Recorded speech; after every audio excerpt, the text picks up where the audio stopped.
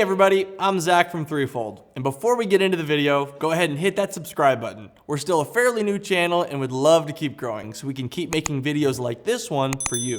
So show some support and add us to that sub list.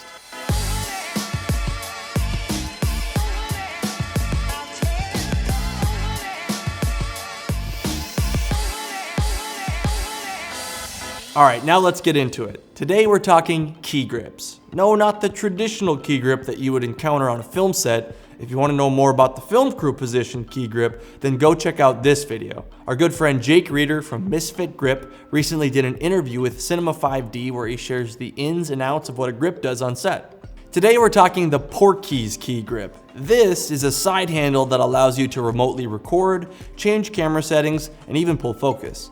This handle can be really useful for shoulder rig configurations, allowing you to be almost completely hands-off from the camera.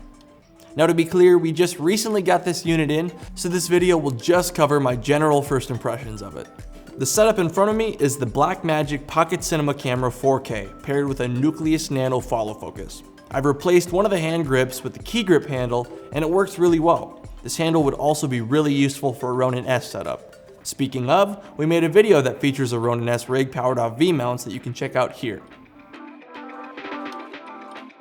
What's cool about the key grip is that it's controlling and powering the focus motor with the use of this little cable right here.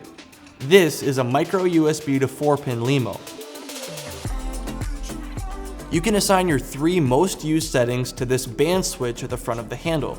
For me, I've designated the left to ISO, the middle to CCT, and the right to tint. When I want to change the ISO, I simply place the switch to the left position, then use the dial to make the adjustment.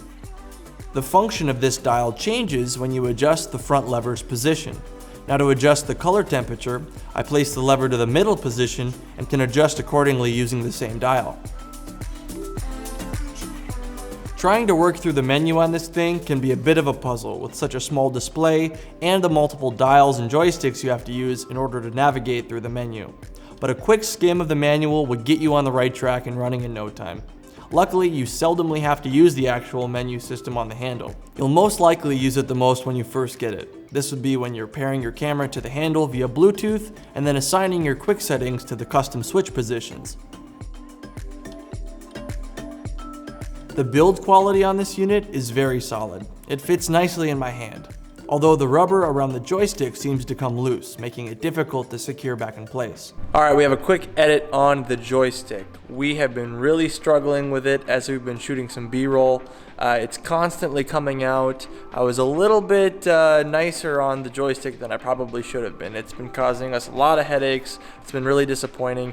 The joystick itself keeps falling out. But this is the piece that uses little pop-in style rubber pieces that hold it in, but they do not stay.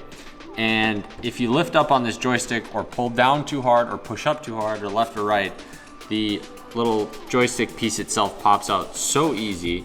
And then you have to completely lift up the rubber piece to reinstall it.